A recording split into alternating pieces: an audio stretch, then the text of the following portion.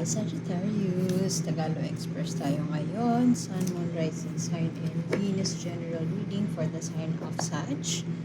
Kunin nyo lang kung ano yung makarelate kayo, tapon nyo yung hindi. Maaaring yung sa susunod na buwan, doon tayo makakarelate. Pero sa ngayon, naniniwala ako na meron tayo makukuha dito dahil nandito tayo for a reason. Bakit maraming cards ang pass? Anyway, so mukhang love situation ito. Lovers could be in a same-sex relationship. Oh, nice. I love this deck kasi LGBT deck siya, tas apat ang lovers niya. Lovers card niya. Nice. In love si Sagittarius ngayon at mukhang emotional. It's an emotional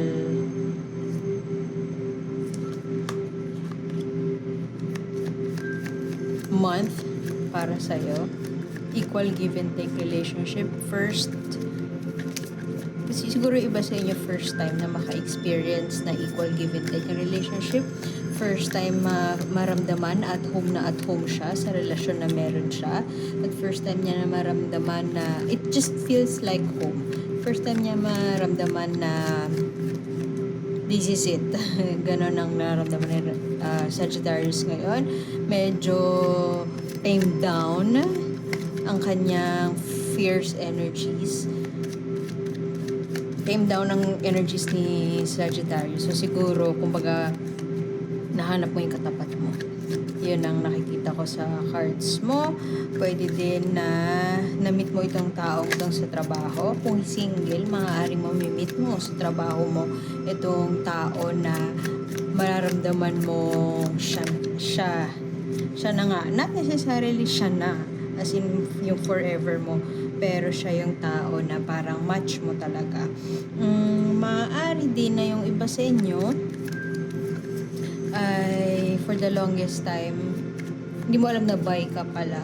For the longest time akala mo straight ka, pero ngayon parang kakaiba tong taong to at nakaka-develop ka na ng feelings dun sa tao na to, which is same sex as you, and maaaring hindi kasanay kasi yun nga, parang first time mo to be in this kind of relationship.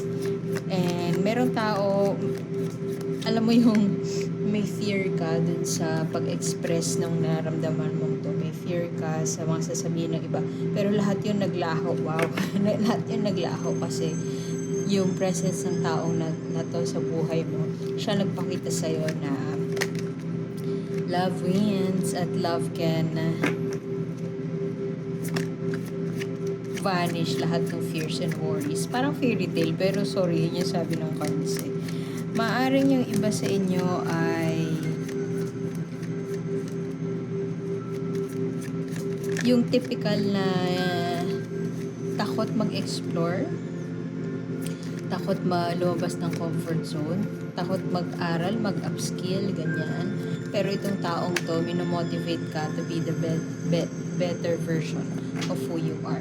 Maaaring merong tao sa paligid mo na yun nga, may na-condition ka na takot ka na mag-express ng sarili, takot ka na gumawa ng bago, takot ka na mag-explore ng bago, takot mag-upskill. Feeling mo, for the lack of a better term, may insecure energies around you for the longest time.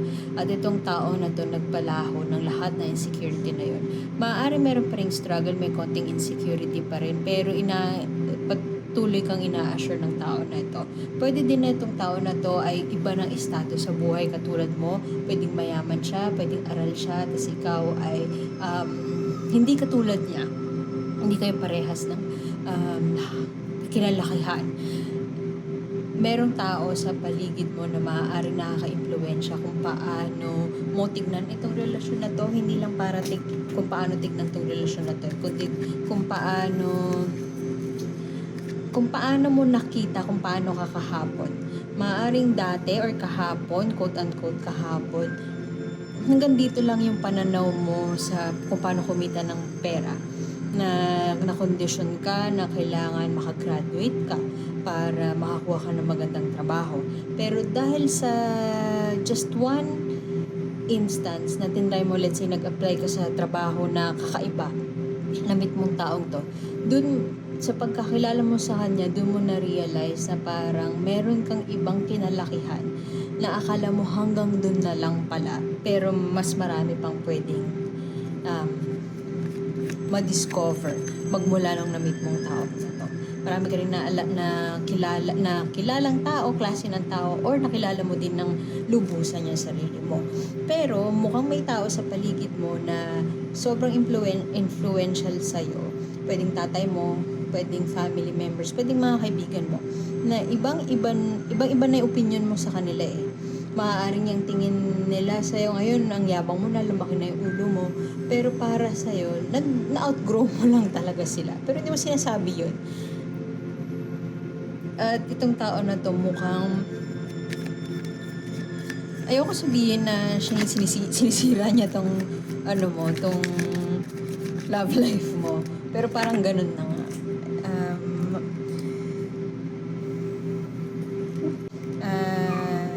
Akala mo hindi fluid ang gender, or hindi never kang ma-attract sa same sex. Pero ngayon, nagbago lahat ng pananaw mo.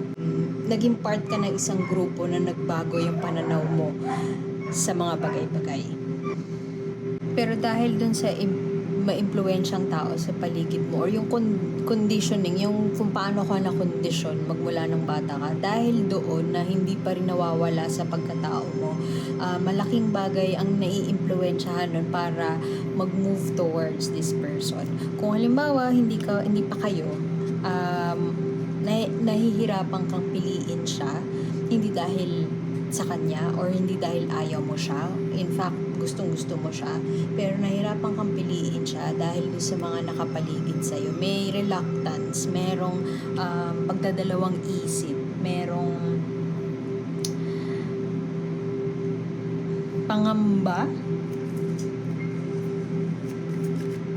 nahirapan kang i-let go yung nakaraan mo kasi alam mo yun ka, pero dahil nagbabago na yung pananaw mo sa mga bagay-bagay at nakilala mo tong grupong to, may grupo ka na nakilala or nagbelong ka sa isang grupo, sa isang community, nabago yung pananaw mo sa lahat ng bagay, pero yung pananaw na yun, yung pagbabago na yun, hindi na siya match sa kung ano yung kinalakihan mo, at mukhang dun nang gagaling yung struggle. Kung love lang per se, wala tayong issue. I mean, okay ka, masaya ang puso mo, pero hindi mo alam bakit hindi 100% na no baggage at all, walang bigat dun sa pag-ibig na yun na nag-e-exist ngayon. Kasi kung tutusin, dapat masaya ka eh.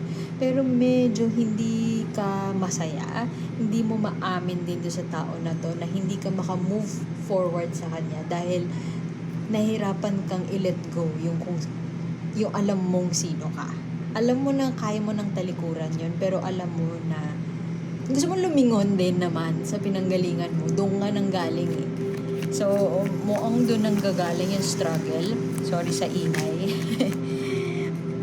At gusto mo mag-shutdown na lang. Gusto mo mag-restrain. Pinipigilan mo yung sarili mo na fully ma-in love, or pinipigilan mo yung sarili mo na fully ibigay ang lahat kasi hindi ka sure kung baka itakwil ka ng parents mo, itakwil ka ng mga kaibigan mo, mawalan ka ng mga kaibigan dahil sa isang tao. Pero alam mo na worth it din naman lahat. Pero bakit ganon? Kailangan ko pang improve yung sarili ko? Bakit kailangan ko pang patunayan na deserve ko to? Bakit kailangan ko pang ipakita, sabihin sa lahat? Bakit kailangan ko pang mag-explain? At nahihirapan ka sa part na yon, may struggle sa part na yon kasi pwedeng hindi mo din alam kung paano ka magsisimula. May ano pa sa'yo, meron pang may impluwensya pa sa'yo yung past kung bakit hindi ka makamove dun sa future. Kaya siguro yung core energy mo kasama dun yung emotional. Very receptive ka. Very emotional ka at this point in time. Cancer season pa naman din. Very emotional ka at in touch ka dun sa emotions mo. Gusto mo sundan yung puso mo pero hindi matalino ka enough para alamin kung saan ka nanggaling, para kilalanin kung sino ka talaga as a person. Minsan siguro iniisip mo, sino ba ako as a person?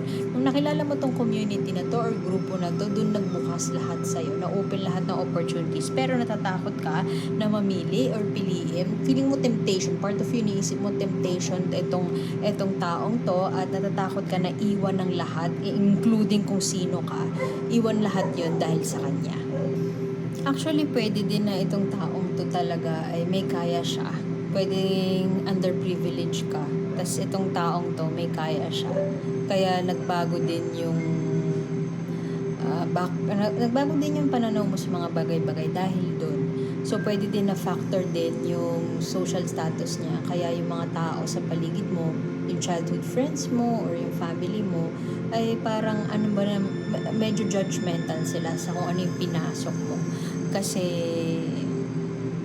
o pwede din yung friends niya, yung iba sa inyo pwedeng isang tao lang nakarelate, yung friends niya hindi sangayon kasi